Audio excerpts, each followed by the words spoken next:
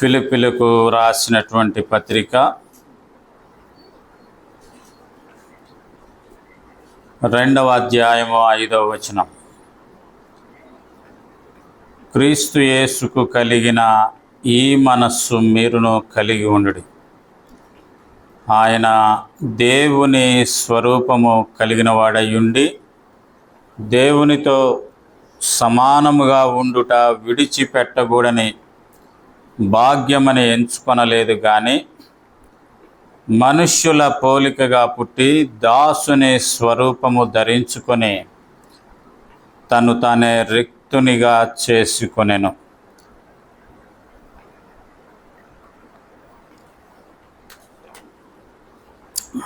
కాబట్టి ఇక్కడ మనం చూస్తూ ఉన్నాం, దేవుని స్వరూపము కలిగినటువంటి వాడు ఏ స్వరూపానికి దిగజార్చబడ్డాడు అంటే దాసుని స్వరూపాన్ని ధరించుకునే దాని కొరకై ఇష్టపడినట్లుగా మనం చూస్తూ ఉన్నాం. కాబట్టి ప్రభువారు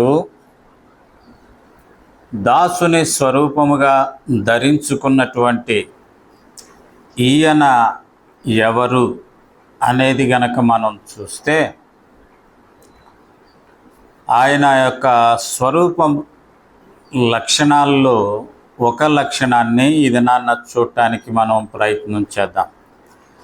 కీర్తన గ్రంథము 66వ అధ్యాయము 5వ వచనాన్ని గనక మనం చూస్తే అక్కడ వ్రాయబడతా ఉన్నటువంటి మాట ఏంటిది అంటే, దేవుని ఆశ్చర్య కార్యములను చూడరండి, నరుల ఎడల ఆయన జరిగించు కార్యములను చూడగా ఆయన భీకరుడై ఉన్నాడు. ఎవరు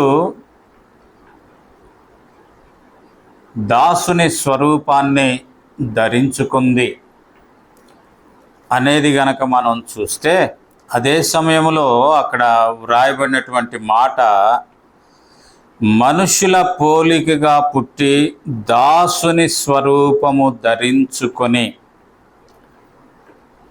తను తానే రిక్తునిగా చేసుకునే. అంతేకాకుండా అక్కడ మనం చూస్తాం, శిలువ మరణము పొందునంతగా విధేయత చూపిన వాడై తను తాను రిక్తునిగా చేసుకున్నాడు, తను తాను తగ్గించుకున్నాడు. దాసుని స్వరూపాన్ని ధరించుకున్నటువంటి ఈయన ఎవరు అంటే, ఈ యొక్క కీర్తన గ్రంథం 66వ అధ్యాయంలో 66వ కీర్తనలో మనం చూస్తూ ఉన్నది, ఆయన భీకరుడైనటువంటి వ్యక్తి. దేవుని స్వరూపము భీకరమైనటువంటి స్వరూపము అనేది మనం చూస్తాం.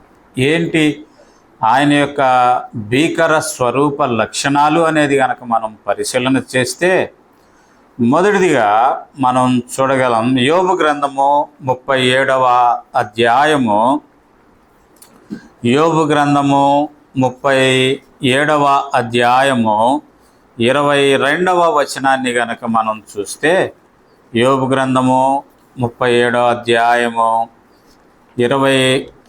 22వ వచనాన్ని గనక మనం చూస్తే అక్కడ వ్రాయబడింది, ఉత్తర దిక్కున సువర్ణ ప్రకాశము పుట్టును, దేవుడు భీకరమైన మహిమను ధరించుకొని ఉన్నాడు, సర్వశక్తుడగు దేవుడు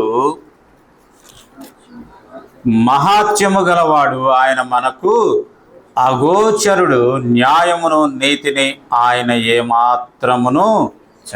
కాబట్టి ఆయన భీకరత్వం అనేటటువంటిది మనం ఎక్కడ చూస్తూ ఉన్నామంటే ఆయన మహిమలో మనం చూస్తూ ఉన్నాం. అంటే ఆయన భీకరమైన మహిమ కలిగినటువంటి వాడు అనేటటువంటిది మనం చూస్తూ ఉన్నాం.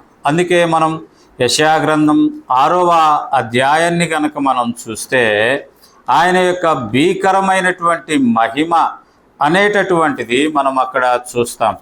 యెషయా గ్రంథం 6వ అధ్యాయము మనం చూస్తే అక్కడ వ్రాయబడతా ఉన్న మాట, రాజైన ఉజ్జియా మృతి నొందిన సంవత్సరమున అత్యున్నతమైన సింహాసనమందు ప్రభు ఆసీనుడై ఉండగా నేను చూచి తిని, ఆయన చొక్కాయి అంచులు దేవాలయమును నిండుకొనెను.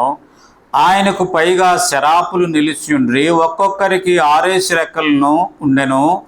ప్రతివాడు తన రెక్కలతో తన ముఖమును, రెంటితో తన కాళ్లను కప్పుకొనుచు రెంటితో ఎగురుచుండెను.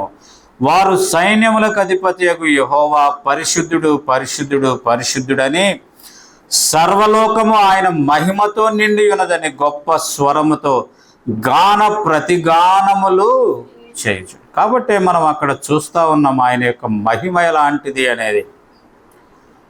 కాబట్టి ఆయన మహిమను చూడలేక ఆ దేవదూతలు సైతం తనకున్నటువంటి రెక్కలతో వారి ముఖాన్ని కప్పుకుంటా ఉన్నట్లుగా మనం అక్కడ చూస్తాం. అందుకే మనం గనక గమనిస్తే నిర్గమాకాండము 33వ అధ్యాయము, నిర్గమాకాండము 33వ అధ్యాయము మనం అక్కడ చూస్తాం.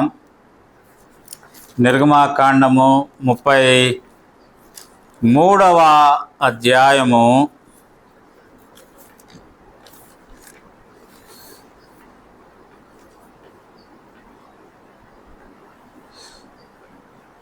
18వ వచనాన్ని గనక మనం చూస్తే, అతడు దయచేసి నీ మహిమను నాకు చూపుమనగా, ఆయన నా మంచితనమంతయు నీ ఎదుట కనపరిచెదను, యెహోవాను నామమును నీ ఎదుట ప్రకటించెదను.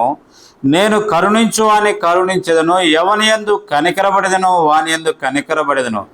మరియు ఆయన, నీవు నా ముఖమును చూడజాలవు, ఏ నరుడును నన్ను చూచి బ్రతుకడనెను. కాబట్టి ఆయన యొక్క మహిమ అంత ఉన్నతమైనటువంటిది అనేది మనం చూస్తూ ఉన్నాం. మోషే తాను అడుగుతా ఉన్నాడు, ప్రభా నీ మహిమను నాకు చూపించు అంటే, ప్రభు అంటా ఉన్నాడు ఏమనంటే, ఏ నరుడు కూడా నా ముఖాన్ని చూచి బ్రతుకలేడు అనేటటువంటి మాట మనం అక్కడ చూస్తూ ఉన్నాం. అందుకే ప్రకటన గ్రంథం 21వ అధ్యాయాన్ని గనక మనం చూస్తే, ప్రకటన గ్రంథము 21వ అధ్యాయంలో మనం గమనిస్తే మనం అక్కడ చూస్తాం 10వ వచనం, ఆత్మవశుడై ఉన్న నన్ను ఎత్తైన ఒక గొప్ప పర్వతం మీదకి తీసుకొని పోయి, యెరూషలేమును పరిశుద్ధ పట్టణము దేవుని మహిమ గలదై పరలోకమందున్న దేవుని యొద్ద నుండి దిగివచ్చుట నాకు చూపెను. దాని యందలి వెలుగు దగదగా మెరియు సూర్యకాంతము వంటి అమూల్య రత్నమును పోలి ఉన్నది అనేటటువంటిది మనం అక్కడ చూస్తూ ఉన్నాం. కాబట్టి ఆయన యొక్క మహిమ అంత ఉన్నతమైనటువంటిది అనేటటువంటిది మనం అక్కడ చూస్తూ ఉన్నాం. అంత మహిమ కలిగినటువంటి ఆ దేవుడు చూడండి, 23వ వచనం, అదే అధ్యాయం 23వ వచనములో, ఆ పట్టణములో ప్రకాశించుటకై సూర్యుడైనను చంద్రుడైనను దానికి అక్కర్లేదు, దేవుని మహిమయే దానిలో ప్రకాశించుచున్నది, గొర్రె పిల్లయే దానికి దీపము అనేది మనం చూస్తాం. కాబట్టి దేవుని మహిమ అంత మహోన్నతమైనటువంటిది అనేది మనం చూస్తూ ఉన్నాం. కాబట్టి ఆయన మహిమ ఆ యొక్క పరలోకపు పట్టణములో సూర్యుడక్కరలేని చంద్రుడక్కరలేనటువంటి అంతటి గొప్ప వెలుగు కలిగినటువంటిది అనేది మనం చూస్తూ ఉన్నాం. రెండవదిగా ఆయన ముఖాన్ని చూడలేక దేవదూతలు సైతం వారి యొక్క 2 రెక్కలతో వారి ముఖాన్ని కప్పుకుంటూ ఉన్నట్లుగా మనం అక్కడ చూస్తాం. మూడవదిగా ఆయన మహిమ ఎలాంటిది అంటే, మోషే అడుగుతా ఉన్నాడు, ప్రభా నీ మహిమ నాకు చూపించు అని. ఆయన మహిమను చూపించమంటే ప్రభు అన్నాడు, ఏ మనుష్యుడు కూడా నా ముఖాన్ని చూచి బ్రతుకలేడు. అంత ఉన్నతమైనటువంటి మహిమ కలిగినటువంటి వాడు. ఆయన యొక్క మహిమ యొక్క భీకరత్వం అంత ఉన్నతమైనది అనేది మనం అక్కడ చూస్తూ ఉన్నాం.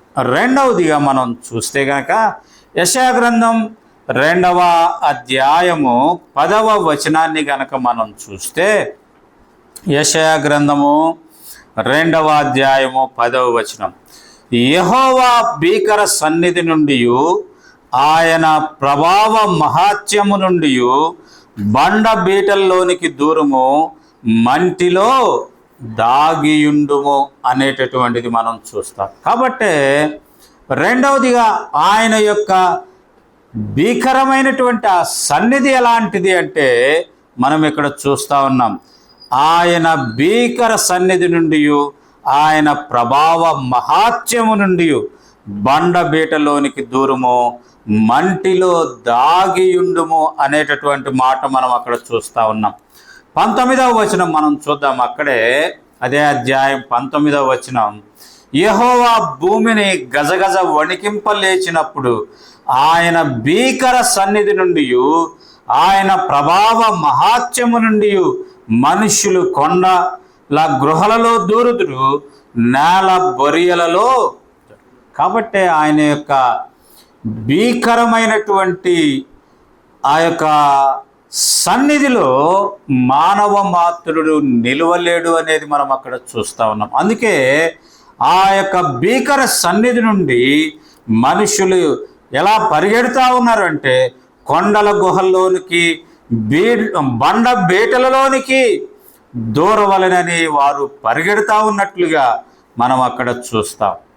కాబట్టే ఆయన యొక్క భీకరత్వం యొక్క సన్నిధి అనేటటువంటిది మనం చూస్తాను. ప్రకటన గ్రంథము 6వ అధ్యాయము 15వ వచనాన్ని గనక మనం చూస్తే, ప్రకటన గ్రంథం 6వ అధ్యాయము 15వ వచనాన్ని గనక మనం అక్కడ చూస్తే, అక్కడ వ్రాయబడినటువంటి మాట ఏంటిది అంటే, గమనించండి, భూరాజులను, గనులను, సహస్రాధిపతులను, ధనికులను, బలిష్ఠులను, ప్రతి దాసుడును, ప్రతి స్వతంత్రుడును కొండ గుహల్లోనూ బండ సందుల్లోనూ దాగుకొని సింహాసనాసీనుడైన ఉన్నవాని యొక్కయు గొర్రెపిల్ల యొక్కయు ఉగ్రత మహాదినము వచ్చెను, దానికి జాలిన వాడేవుడు, మీరు మా మీద పడి ఆయన సన్నిధిని గొర్రెపిల్ల ఉగ్రతను మమ్మును మరుగు చేయుడి అని పర్వతములతోనూ బండలతోనూ చెప్పుచు. కాబట్టి ఆయన యొక్క సన్నిధి అంత భీకరమైనది. ఏ మనుష్యుడు కూడా ఆయన సన్నిధిలో నిల్వజాలగలిగినటువంటి వాడు కాదు. అటువంటి భీకరమైనటువంటి ఆ సన్నిధి కలిగినటువంటి వాడు అనేది మనం అక్కడ చూస్తా ఉన్నాం. కాబట్టి మొదటిదిగా ఆయన భీకరమైన మహిమ కలిగినటువంటి వాడు అనేది చూస్తూ ఉన్నాం. రెండవదిగా ఆయన సన్నిధి కూడా భీకరమైనటువంటిది అనేటటువంటిది మనం చూస్తూ ఉన్నాం. మూడవదిగా గనక మనం గమనిస్తే, ఈ యొక్క కీర్తన గ్రంథం 65వ అధ్యాయము 5వ వచనాన్ని గనక మనం చూస్తే, కీర్తన గ్రంథము 65వ అధ్యాయము 5వ వచనాన్ని గనక మనం చూస్తే, అక్కడ వ్రాయబడినటువంటి మాట ఏంటంటే, మాకు రక్షణకర్తవైన దేవా, బూదిగంతముల నివాసులందరికీ, దూర సముద్రం మీదనున్న వారికి ఆశ్రయమైన వాడా, నీవు నీతిని బట్టి భీకర క్రియల చేత మాకు ఉత్తరమిచ్చుచున్నావు. బలమునే నడికట్టుగా కట్టుకొనిన వాడై తన శక్తి చేత పర్వతములను స్థిరపరచువాడు ఆయనే. మూడవదిగా ఆయన యొక్క శక్తి భీకరమైనది అనేది మనం చూస్తూ ఉన్నాం. కాబట్టి ఆయన శక్తి ఎలాంటిదంటే పర్వతాలను స్థిరపరచగలిగినటువంటి శక్తి. అంతేకాకుండా 7వ వచనం మనం చూస్తే, ఆయనే సముద్రముల ఘోషను, వాటి తరంగముల ఘోషను అనపగలిగినటువంటి వాడు అనేది మనం చూస్తా ఉన్నాం. ఆయన యొక్క శక్తి అనేది అంత గొప్పది, అంతటి భీకర శక్తి కలిగినటువంటి వాడు అనేది మనం చూస్తాం. అందుకే నహూము గ్రంథము 1వ అధ్యాయము గనక మనం చూస్తే, నహూము గ్రంథము 1వ అధ్యాయము దయచేసి చూడండి. నహూము గ్రంథము 1వ అధ్యాయము, నహూము గ్రంథము 1వ అధ్యాయము 2వ వచనం, యెహోవా రోషము గలవాడై ప్రతీకారము చేయువాడు, యెహోవా ప్రతీకారము చేయును, ఆయన మహోగ్రత గలవాడు, యెహోవా తన శత్రువులకు ప్రతీకారం చేయును, తనకు విరోధులైన వారి మీద కోపముంచును. యెహోవా దీర్ఘశాంతుడు, మహాబలము గలవాడు, ఆయన దోషులను నిర్దోషులుగా ఎంచడు. యెహోవా తుఫానులోను సుడిగాలిలోను వచ్చువాడు. యెహోవా పాదం మేఘములు ఆయనకు పాలధూళిగా ఉన్నవి అనేది మనం అక్కడ చూస్తాం. కాబట్టి ఆయన యొక్క భీకరమైనటువంటి ఆ శక్తి ఏంటిది అంటే మనం ఇక్కడ చూస్తా ఉన్నాం. తుఫానులోను సుడిగాలిలోనూ వచ్చును. మేఘములు ఎలా ఉన్నాయంటే ఆయనకి పాదధూళిగా ఉన్నాయి. కాబట్టి ఆయన ఎలాంటి శక్తిమంతుడు అంటే మనం చూస్తా ఉన్నాం. పర్వతాలను స్థిరపరచగలిగినటువంటి శక్తిమంతుడు. అదే రీతిగా సముద్రముల యొక్క ఘోషను అనపగలిగినటువంటి శక్తి కలిగినటువంటి వాడు. ఆయన యొక్క శక్తి అంతటి భీకరమైనది అనేది మనం చూస్తూ ఉన్నాం. నాలుగవదిగా గనక మనం చూస్తే గనక ద్వితీయోపదేశ కాండము 66వ కీర్తన 3వ వచనాన్ని కనుక మనం చూస్తే ఇక్కడ ఈ రీతిగా వ్రాయబడి ఉంటుంది. ఇలాగు దేవునికి స్తోత్రము చెల్లించుడి, నీ కార్యములు ఎంతో భీకరమైనవి. నాలుగవదిగా ఆయన కార్యాలు కూడా భీకరమైనవి. ఎంతటి భీకరమైనవి అంటే ద్వితీయోపదేశ కాండము 10వ అధ్యాయము 21వ వచనాన్ని గనక మనం చూస్తే, ద్వితీయోపదేశ కాండము 10వ అధ్యాయము 21వ వచనాన్ని గనక మనం చూస్తే అక్కడ వ్రాయబడినటువంటి మాట ఏంటిది అంటే చూడండి దయచేసి. 10వ అధ్యాయము 21. ఆయనే నీకు కీర్తనీయుడు, నీవు కన్నులారా చూచుండగా భీకరమైన ఈ గొప్ప కార్యములను నీ కొరకు చేసిన నీ దేవుడు ఆయనే అనేటటువంటిది మనం చూస్తా ఉన్నాం. కాబట్టి ఆయన చేసినటువంటి భీకరమైనటువంటి ఆ కార్యాలు ఏంటిది అంటే మనం చూడగలం. నిర్గమాకాండము 14వ అధ్యాయంలో మనం చూస్తాం. ఏ రీతిగా ఆయన సముద్రాన్ని పాయలుగా చేసి ఆరిన నేల మీద ఆ యొక్క తన ప్రజలైనటువంటి ఇశ్రాయేలును నడిపిస్తూ వచ్చాడు అనేటటువంటి. ఆ యొక్క ప్రజలను విడిపించేదాని కొరకై దేవుడు మోషేని పంపించినప్పుడు ఫరో వారిని విడుదల చేసేదాని కొరకై ఇష్టపడినప్పుడు, అతని యొక్క హృదయము కఠినమైనప్పుడు ఏ రీతిగా ప్రభు ఐగుప్తులో తన భీకరమైనటువంటి కార్యాలు జరిగిస్తూ వచ్చాడు అనేది మనందరికీ తెలుసు. కాబట్టి మొదటిగా నీళ్లను రక్తముగా మార్చింది మొదలు ఐగుప్తులో మరణము తాండవించే అంత పర్యంతము ఆ రీతిగా 10 అంతల ఆశ్చర్యకరమైనటువంటి కార్యాలు ఐగుప్తులో జరిగించి ఆ దేవుడు అక్కడి నుండి తన ప్రజలను విడిపించినట్లుగా మనం అక్కడ చూస్తాం. విడిపించి ఎర్ర సముద్రం దగ్గరకు వచ్చినప్పుడు ఎర్ర సముద్రాన్ని పాయలుగా చేసి ఏ రీతిగా తన ప్రజలను దాటించాడు. అదే సమయంలో ఆ యొక్క ఐగుప్తు సర్వ సైన్యాన్ని ఏ రీతిగా ఆ యొక్క ఎర్ర సముద్రంలో ముంచివేశాడు అనేటటువంటిది మనం చూడగలం. నేటికి అటువంటి కార్యము మరెక్కడే కానీ జరిగినట్లుగా, మరెవరే కానీ చేసినట్లుగా మనము చూడలేం. అంత మాత్రమే కాదు, మనం గనక గమనిస్తే రండి 20 నిర్గమాకాండము 16వ అధ్యాయము. నిర్గమాకాండము 16వ అధ్యాయంలో మనం గమనిస్తే అక్కడ దేవుని యొక్క కార్యాలు ఎంత ఉన్నతమైనవి అనేటటువంటిది మనం చూస్తాం. చూడండి, అక్కడ వారి యొక్క ఆహారము కొరకై దేవుడు ఏ రీతిగా వారికి చూడండి 14వ వచనం, పడిన మంచు ఎగిరిపోయిన తరువాత నూగు మంచు వలె సన్నని కణములు అరణ్యపు భూమి మీద కనబడెను. ఇశ్రాయేలీయులు దాన్ని చూచినప్పుడు అది ఏమైనది తెలియక ఇది ఏమి అని ఒకరితో ఒకరు చెప్పుకొనిరి. కాబట్టి ఇది ఏమి అంటే మన్నా అనేటటువంటి అర్థం. మన్నా అంటే అర్థం ఏంటండి? ఇది ఏమి, వాట్ ఈస్ దిస్ అనేది అర్థం. మన్నా అంటే అర్థం ఇది ఏమి అని అర్థం. కాబట్టి ఇదేమి అనేటటువంటిది వారు ఆశ్చర్యపోయినట్లుగా మనం చూస్తాం. కాబట్టి అక్కడ మోషే చెప్తా ఉన్నాడు 16వ వచనంలో, ఇది తినుటకు యెహోవా మీకు ఇచ్చిన ఆహారము అంటా ఉన్నాడు. తర్వాత మనిషికి అక్కడ మనం గమనిస్తాం చూడండి, అదే వచనములో మనిషికి ఒక్కొక్క ఓమేరు చొప్పున దానిని కూర్చుకోండి.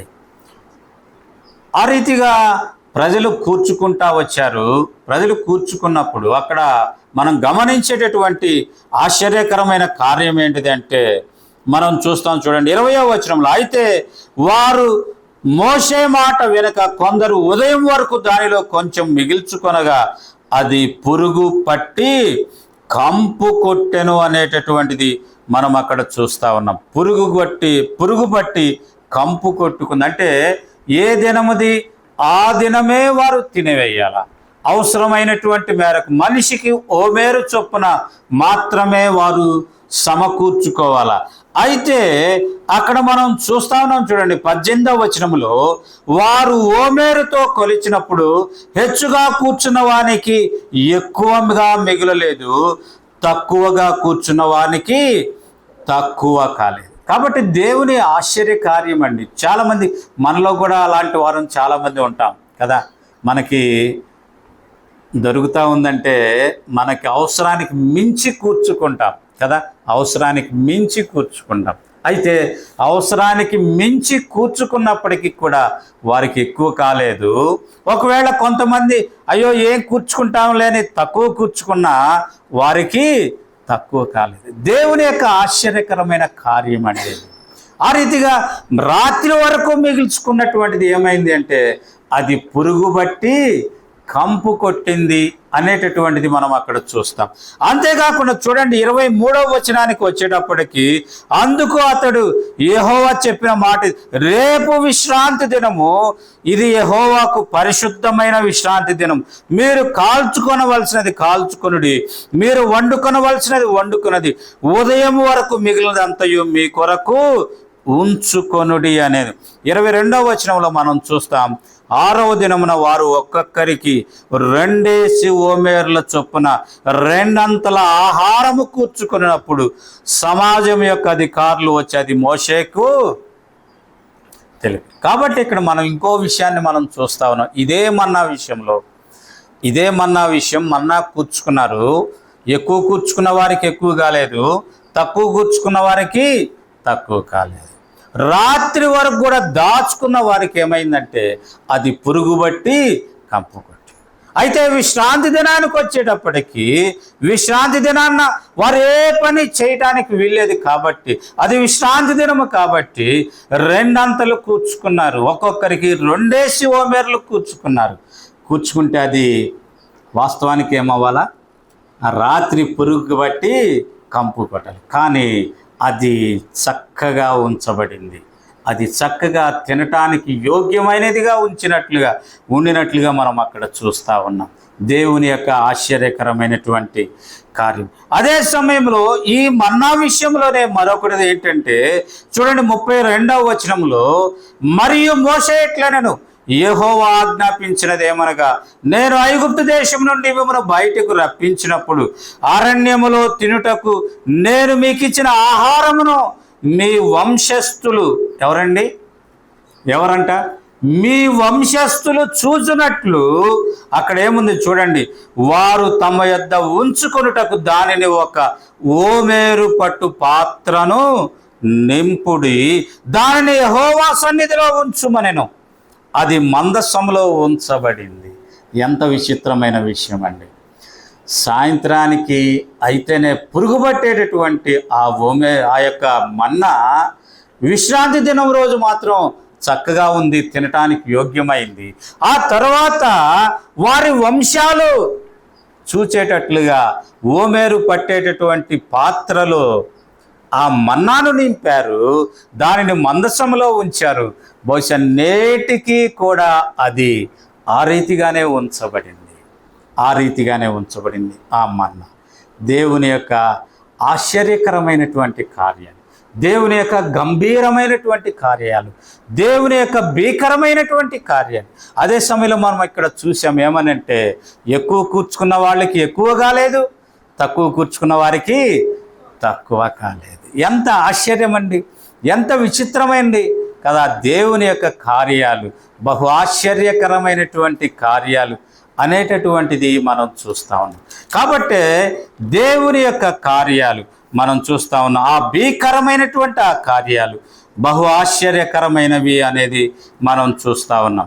2వ సమూయేలు గ్రంథము 7వ అధ్యాయము, 2వ సమూయేలు గ్రంథము 7వ అధ్యాయము 23వ వచనాన్ని గనక మనం చూస్తే అక్కడ వ్రాయబడినటువంటి మాట, నీకు జనులగుటకై వారిని నీవు విమోచించినట్లును, నీకు ఖ్యాతి కలిగినట్లు నీ జనులను బట్టి నీ దేశమునకు భీకరమైన మహత్కార్యములు చేయునట్లును దేవుడువైన నీవు ఐగుప్తు దేశములో నుండి, ఆ జనుల వశములో నుండి, వారి దేవతల వశములో నుండి నీవు విమోచించిన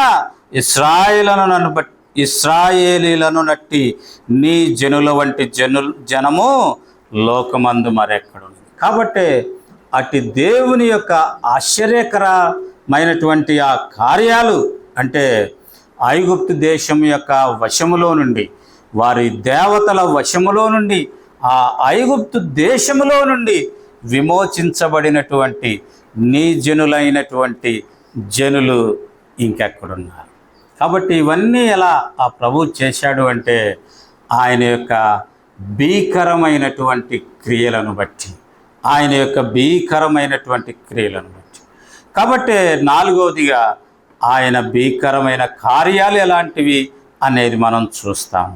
5వదిగా మనం చూస్తే ఇదే కీర్తన గ్రంథం 68వ అధ్యాయము 35వ వచనాన్ని గనక మనం గమనిస్తే, కీర్తన గ్రంథం 68వ అధ్యాయము 35వ వచనాన్ని గనక చూస్తే, తన పరిశుద్ధ స్థలములో దేవుడు భీకరుడు, ఇశ్రాయేలు దేవుడే తన ప్రజలకు బల పరాక్రమములను అనుగ్రహించుచున్నాడు, దేవుడు స్తుతినందునుగాక. కాబట్టి ఆయన యొక్క పరిశుద్ధత కూడా భీకరమైనది అనేది మనం అక్కడ చూస్తూ ఉన్నాం. పరిశుద్ధత కూడా భీకరమే. అందుకే పరిశుద్ధత లేకుండా ఎవరునూ చూడలేరు అనేది మనం అక్కడ చూస్తాం. అందుకే మనం పేతురు పత్రికలో చూస్తాం, నేను పరిశుద్ధుడనై ఉన్నట్టు మీరును పరిశుద్ధులై ఉండుడి అనేది మనం అక్కడ చూస్తూ ఉన్నాం. అదే రీతిగా మనం గమనిస్తే గనక ఎఫెసీ పత్రికలో మనం చూస్తాం, కళంకమైనను ముడతైనను అట్టిది మరేదైనను లేక పరిశుద్ధపరచుటకై ఆయన తన్ను తానే అప్పగించుకొనెను అనేది మనం చూస్తాం. కాబట్టి ఆయన సన్నిధి పరిశుద్ధమైనది, ఆయన నామము పరిశుద్ధమైనది. అందుకే మనం చూస్తాం యెషయా గ్రంథంలో 6వ అధ్యాయంలో ఆ దేవదూతలు ఏమని స్తుతిస్తా ఉన్నారంటే, పరిశుద్ధుడు పరిశుద్ధుడు పరిశుద్ధుడని గాన ప్రతిగానములతో స్తుతించబడటం అనేది మనం అక్కడ చూస్తాం. అందుకే ప్రకటన గ్రంథం 4వ అధ్యాయంలో కూడా మనం చూస్తాం పరిశుద్ధుడు పరిశుద్ధుడు అనేటటువంటి ఆ మాట. కాబట్టి ఆయన ఎలాంటి వాడు అంటే భీకరమైన పరిశుద్ధత కలిగినటువంటి వాడు, లేదా పరిశుద్ధమైనటువంటి భీకరత్వం కలిగినటువంటి వాడు అనేది మనం అక్కడ చూస్తాం. 6వదిగా మనం చూస్తే గనక ఇదే కీర్తన గ్రంథం 76వ అధ్యాయము 12వ వచనం. కీర్తన గ్రంథము 76వ అధ్యాయము 12వ వచనాన్ని గనక మనం చూస్తే అక్కడ వ్రాయబడినటువంటి మాట ఏంటంటే, అక్కడ మనం చూస్తాం, అధికారుల పొగరును ఆయన అణిచివేయువాడు, భూరాజులకు ఆయన భీకరుడు అనేది మనం చూస్తాం. కాబట్టి 6వదిగా ఆయన ఎవరు అంటే భూరాజులకు ఆయన భీకరు. అందుకే ఆయనకు రాజులకు రాజు ప్రభువులకు ప్రభు అనే నామము వ్రాయబడినట్లుగా మనం చూస్తాం. రాజులకు రాజు ప్రభులకు ప్రభు. కాబట్టి మనం చూస్తూ వచ్చినవి ఏంటిది అంటే, చూడండి, ఆయన యొక్క భీకరమైన మహిమ మనం ఆయన్ని చూస్తూ వచ్చాము. 2వదిగా ఆయన సన్నిధి భీకరమైనది అనేది మనం చూస్తూ వచ్చాము. 3వదిగా ఆయన శక్తి భీకరమైనది అనేది మనం చూస్తూ వచ్చాము.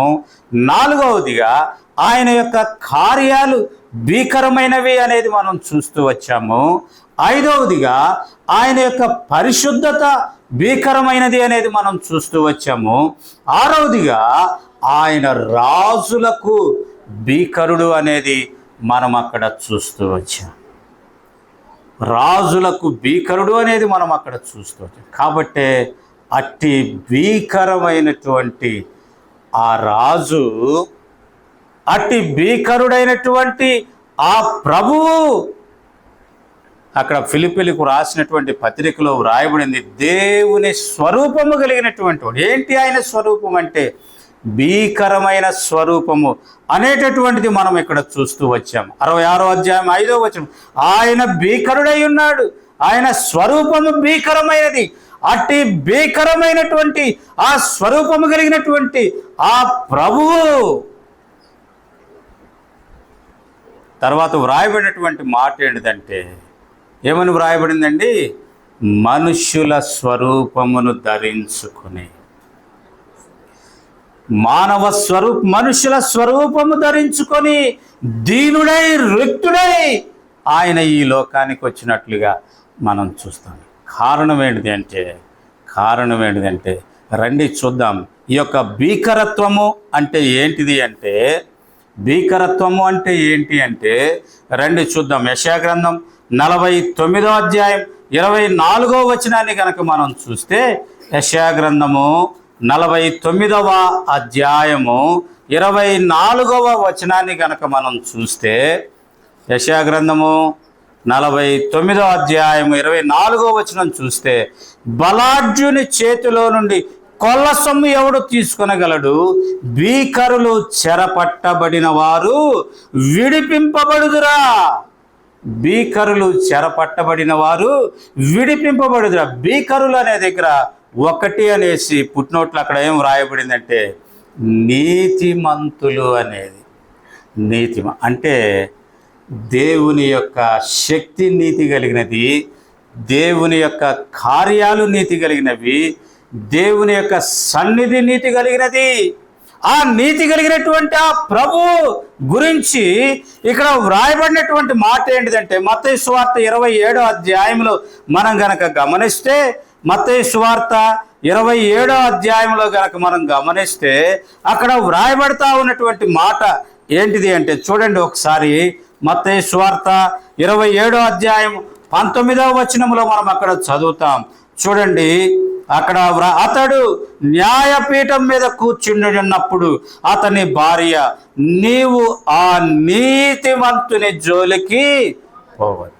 కాబట్టి ఫిలాతు భార్య చెప్తుంది ఫిలాతుతో, నీవు ఆ నీతిమంతుని జోలికి పోవద్దు అంటా ఉన్నా.